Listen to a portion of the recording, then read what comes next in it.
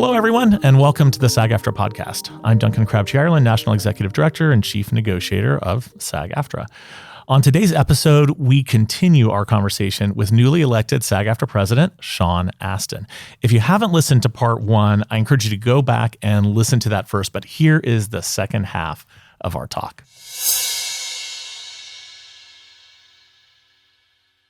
You know, that was kind of a special area of focus for you in the 2023 TV theatrical negotiations, and especially during the strike, where I know you sort of volunteered to help as part of the effort there to really help think about how to best communicate with members as that process went forward. And I'm sort of wondering, what lessons did you take from that? And of course, we're getting ready to launch our preparations for upcoming negotiations. And while obviously we're not going to be talking about the details of possible proposals or anything like that right now on the podcast, it's got to be on your mind, how we every second. Yeah, mine too. How we head forward into the upcoming TV theatrical negotiations. Anything that you want to share about the linkage there or about your experience from the last time around? Yes, thank you. It's interesting because you were just describing a phenomenon that I don't think anyone outside of our committee that we haven't directly talked to would have any way of really knowing about.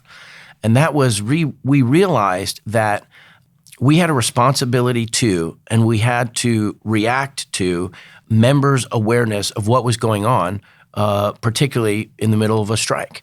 When we went on strike, we had a long discussion in our room where we voted to put into the public space all of the proposals that we had pushed across the table and that we were negotiating about. And they were a lot. And we put on there exactly where those proposals stood at the moment the strike was called.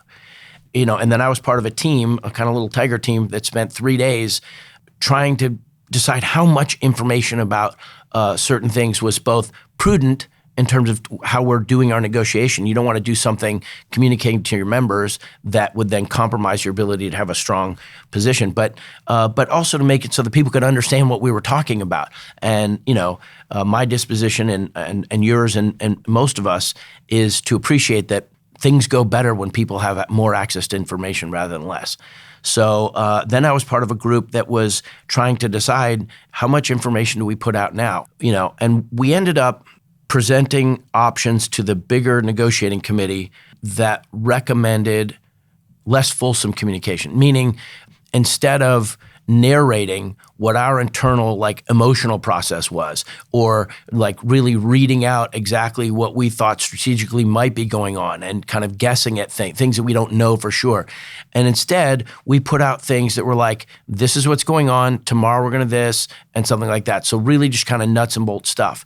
And I think that was unsatisfying to a lot of people, to be wanting more information. They're not working. They're making financial sacrifices. They're whatever they are. They're excited to see how it goes, whatever it is. I mean, unions all over the world were watching us.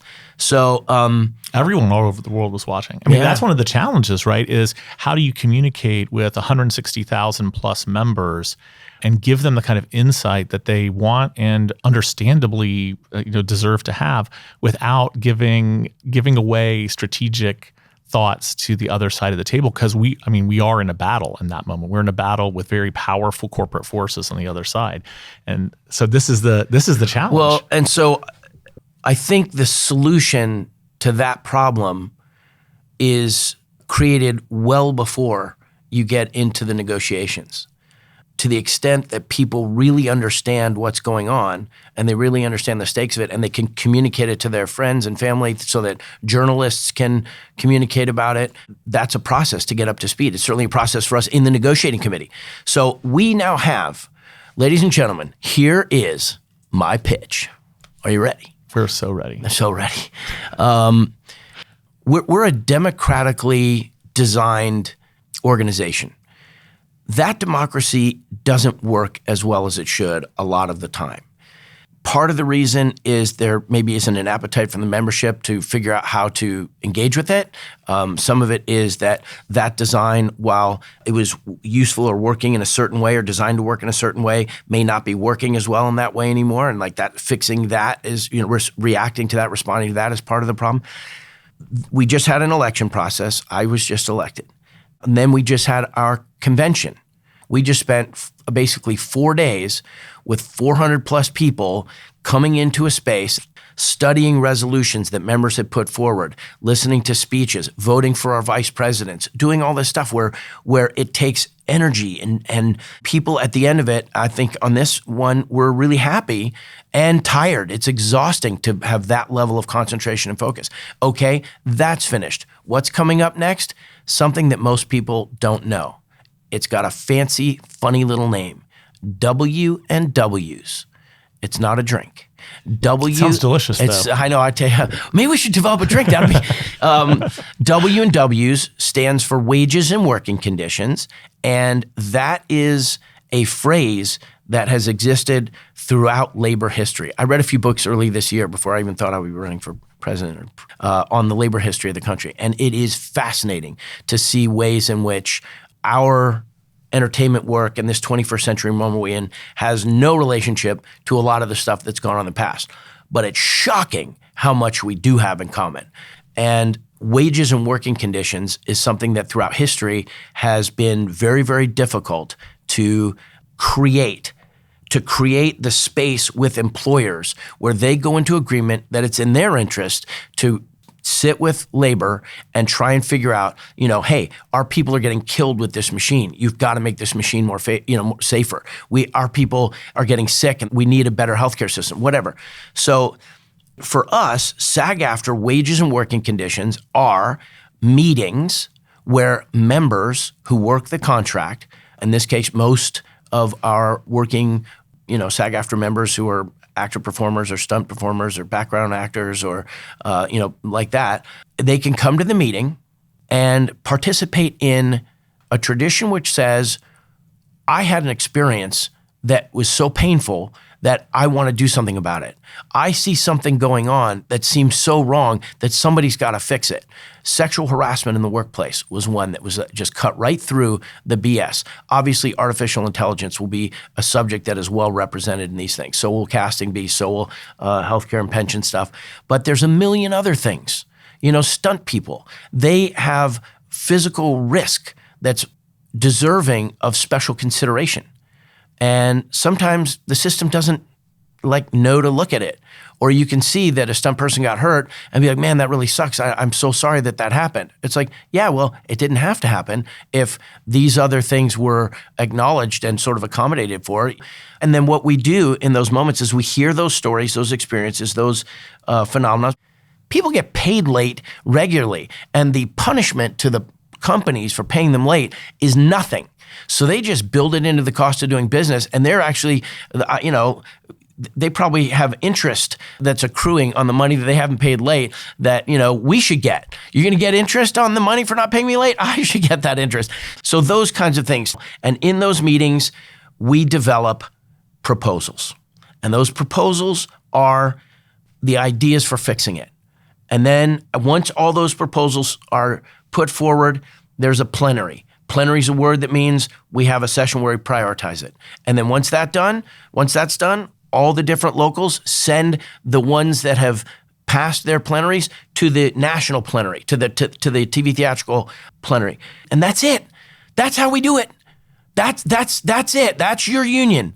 And don't forget the board. The board's going to sign off on whatever comes out of the last plenary, right? So, there is so much democratic process and member engagement. To me, I think it's the inspiring thing about it, because anyone who doesn't know what you just shared should know, any members should know that that's where proposals come from. They come from the members. It's incredibly grassroots. And yes, there's a process, and not every proposal idea can make it into the package because you can only propose so much, but it's, I want to say some things that are kind of controversial. Oh, okay. Let's do it. Go for it. Controversy. Right now, the mood among our membership is focused, I would say primarily, from my vantage point, on the fact that there has been a massive contraction in our industry, that work has become harder and harder to get. That it casts a pall over all of us because it's not good, it's not right, and we're left to try and read the tea leaves of the changes of artificial intelligence and the way all these new models are going about how they're doing their streaming or something like that. And, we put ourselves and our interests at the center of consideration for how the companies are making their decisions on what to spend money on and what jobs to create. And I think that is not necessarily in members' interests or borne out by a certain studying of the lay of the land. When we went into our last negotiation, there were many members who felt for a long period of time that we had been behind the curve in our negotiations, in our contracts. They didn't like that travel things. They didn't like that portal to portal. They didn't like, there was a whole host of things that people were upset about. The fact that we didn't achieve the kinds of residual structures that we should, that we didn't anticipate the move to, every time there's a new technology, we end up helping them.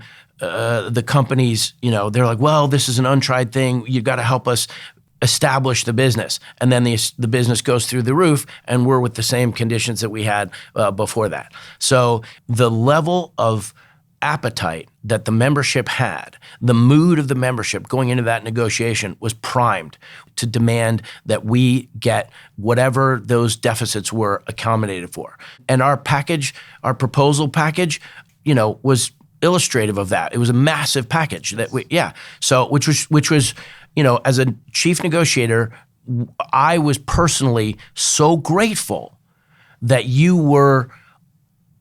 that in the considerations you had to make in terms of recommending to us what to do. The negotiator wants to get the best for us, but they need to make a deal. You saw how much energy there was going into it, and you're like, let's not negotiate against ourselves. Let's take over what we want, and then we'll figure out what we can do. That was really, really, really proper from my vantage point and required a level of sensitivity to where we were. When we went on strike, they provoked it. You don't have to agree with me, but in my perspective, they came in there provoking a strike.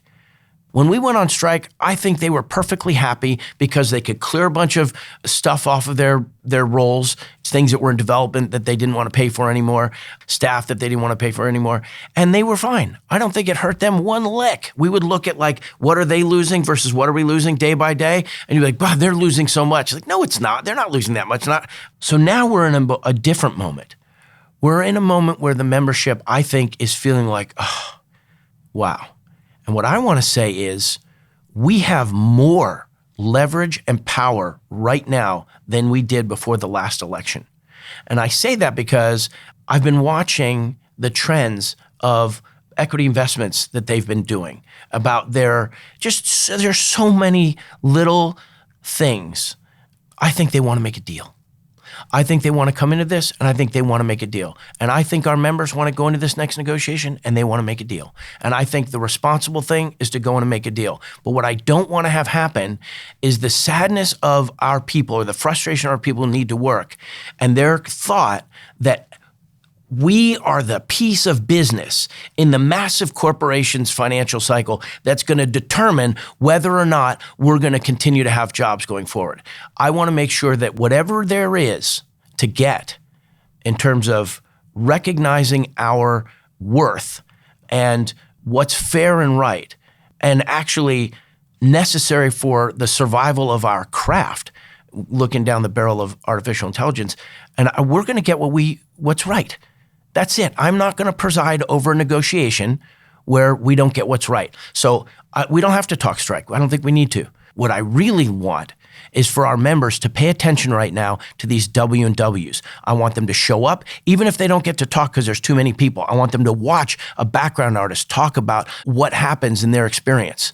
And I want all of us to care about everyone else on our team.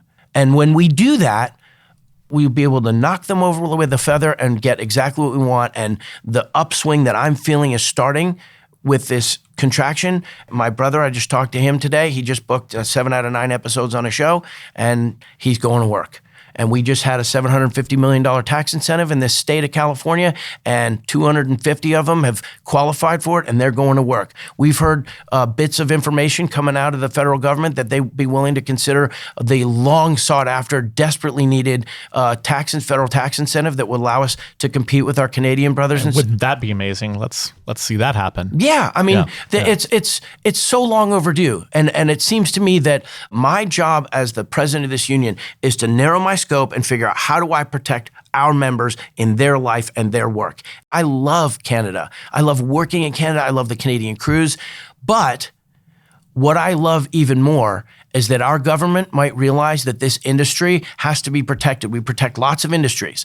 Start incentivizing big corporations and independent films to keep their work here in this country with these tax incentives. So there's so many reasons to be optimistic, to be encouraged, and I'm going to leave a Sean-shaped hole in the wall of the CAGNY, right? As I try so hard to make sure that our members participate, listen, learn, open your emails. Here's a trick. Create little folders in your emails, and when you get all the ones for the stuff you don't care about, put it in there.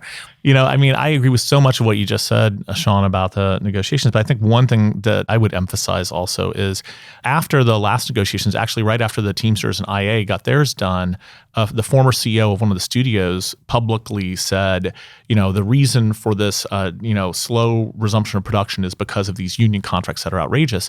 And I personally was extremely offended by that and responded in kind publicly, which is not normal for me. But Go Duncan. Go Duncan. Well, just because it's to me is very disingenuous to try and lay that at the foot of collective bargaining agreements that are just looking for fair and equitable treatment for people, and especially in an environment with the kinds of CEO compensation we see, with the kinds of corporate financial maneuvers that have much more significant economic impacts on these companies than just paying your workers, whether they're creative workers or any kind of workers, fairly. And so somebody has to speak up to that. And I think you made that point brilliantly. Yeah, the margin of increase that we're asking for is not the difference of whether or not they're going to pull the trigger on a series. Right. It's just not. But they're more than happy to let us think that. They're more than happy to cry poverty or to either directly or indirectly threaten you with your livelihood. That, listen, if you pursue this course of action, it's going to hurt me. It's not going to hurt me. My bonus structure is fine, but it's going to hurt you a lot more than it hurts us. So we really think it's in your. So I actually like the companies. I like producers. It's an incredible thing.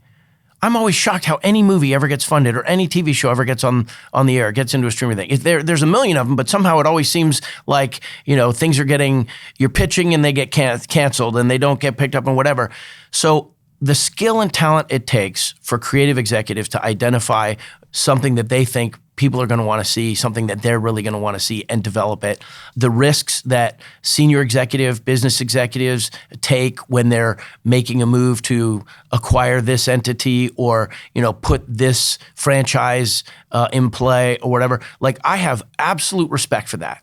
What I don't have respect for, and what is intolerable to me, is that when these sorts of difficult moments happen, it's how the shareholders are being affected is more important in how they're making their decisions than how the people who work for them are affected. If I have a company and people work for me, I would never, ever let people be treated that way.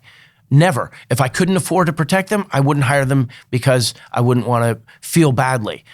I wish we could just continue this conversation forever. And in fact, as you know, we will be, just you and me. But there's two more things I want to make sure we get in for this podcast. And one of them is so many of our members, I'm sure, are fans of your work, as well as really interested in your and supporting your success as president of this union. I'm curious, when you think back on all the roles that you've played so far, and so many of them have been heroic in nature, is there one that you think resonates the most with how you see this role as president of the union, and why? Well, at the moment, Rudy. Yeah. Probably when we get into the middle of our negotiating process, it'll be Sam from Lord of the Rings. And maybe I wish it was Mikey from the Goonies, because the thing about Mikey from the Goonies that's so wonderful. The reason that film has lasted, 40 years, it's the 40th anniversary of The Goonies, is because it's nominally about treasure. And if you can navigate like these little tricks that have been put out in front of us, you'll find the pirate ship and you'll find the treasure. And the reason that's worthy is because then we won't have to leave our home, because our friendships will stay intact, because our community will stay intact, and the home, right? So that idea, that's sort of operating here. The treasure is the increases that we're going to try to achieve in our thing, and the home is our community, our performer community, knowing that its back has been watched. Rudy, the reason I say Rudy is initially what you take away from it is about guts, endurance. It's about not quitting. It's about perseverance. It's about the ability to take pain without moving off your thing. It's also a class story. It's about somebody who works in a mill, but he wants to go to the Gold Dome place with the green grass and the life of the mind. And so there's nothing wrong with either one of those things, but people are telling him, no, you can't do that. You can't have that. It's just not what you're designed for. And so his identity, he wasn't going to accept it. He was going to carve out through blood, sweat, and tears an identity that was good for him. And I feel like our performers, they are trying to build a career for themselves. And I think that a lot of times it feels like the universe is against them. The universe is fighting to stop you from working. It's, and when you talk to your family and your friends and you're where you are, a lot of times it must feel like, oh, so are you still trying to do that? Or is that still your thing? Or, oh, how's that going? Or whatever. And it's like, well, they have to manifest their true grit to fight for it. It's about heart. He has so much heart. I have so many people come to me and they talk about their heart. His heart is how we want to believe. We talk ourselves out of living with our heart. And Lord of the Rings and Samwise Gamgee, who becomes the mayor of the Shire, by the way. Do you know he becomes the mayor of Hobbiton? Yep. 13 Hobbit children. Yeah. Yep. But it's about the basic ideas. It's about the nature of good and evil. And I suppose you could say that a system which materially works to deny what's good out of its own habit of greed is, that Lord of the Rings is about challenging that, trying to vanquish that. Not profit, nothing wrong with profit. But it's about the essential goodness of people who are willing to live with certain values. Friendship, loyalty, again, courage, again, persistence, and goodness. Some things in this world are good. You want to do that speech now? Is that what you want to? You did this just this past weekend, and I could see the impact. And so I just thought it would be really special if you would share it with the podcast listeners. Yeah, I mean, this quote that Tolkien wrote that wasn't in the original Two Towers movie, but after 9/11, they went back and found this quote, and they ultimately gave it to Samwise, and they rebuilt the final sequence where the Ents are having the attack on Orthanc or whatever, and you could see all the different storylines were being kind of serviced and buttoned up, and they did it using this speech. I actually think, in a weird way, like it applies from management side too. I think that individuals on the company side would love to be more generous, not just with us, but with everyone. But I think they find themselves trapped in a system that their survival, and they'll rationalize that their survival is going to create more jobs over here, whatever. But they're kind of what I feel is ethical compromise. I feel like it isn't a steady state for them. I don't judge them as human beings at all. And I think they could be saying this quote as well as I'm saying this quote.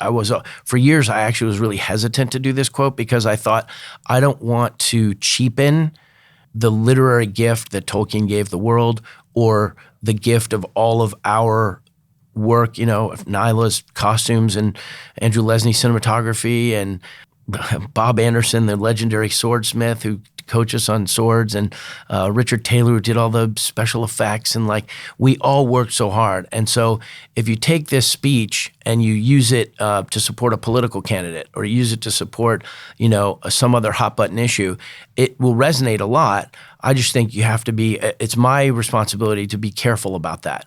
But then I started doing it. Somebody said to me, I think my brother was like, did you memorize that? I was like, well, no. He's like, Sean, this is like a quote that everybody in the world loves. And you're like, you didn't memorize it? So out of guilt, I went and memorized it. And then I just started getting very promiscuous with it and just started saying it on Cameo, or saying it to, when I do the conventions, just saying it to anybody. Because it's not about me. I'm like an instrument, a vessel through which the ideas of these things. That's one of my things my actor, Stella Adler, would talk about. Is the jobs for the actor to tell the truth on stage. You're an instrument for the writer's ideas to come. But it is good and right. So, and I think it does speak to the moment of where we're at with post-COVID. We're a national union, and our power and the reason we're able to proclaim our strength as a union, that we're the largest because of the participation of all these locals. And it's my absolute commitment to honor and respect not just what their unique needs are and help support, but also in terms of the identity of the union. Each one of those places is important. The work that gets done in those places is important. Organizing labor or getting people into our union in those places is important. Getting tax credits for each and every one of those places that can compete for them and that's important. So, and this quote, I think, speaks to every one of them and their relationship to the national scope of the union and the industry and the world. So I'll do this quote now, ladies and gentlemen, boys and girls. It's like in the great stories, Mr. Frodo, the ones that really mattered. Full of darkness and danger they were. And sometimes you didn't want to know the end, because how could the end be happy? How could the world go back to the way it was when so much bad had happened? But in the end, it's only a passing thing, this shadow. Even darkness must pass, and a new day will come. And when the sun shines, it'll shine out the clearer. Those are the stories that stayed with you, that meant something, even if you were too small to understand why. But I think, Mr. Frodo, I do understand now. Folk in those stories had lots of chances of turning back, only they didn't. They kept going because they were holding on to something. What are we holding on to, Sam? That there's some good left in this world, Mr. Frodo, and it's worth fighting for. That's how I feel about the members.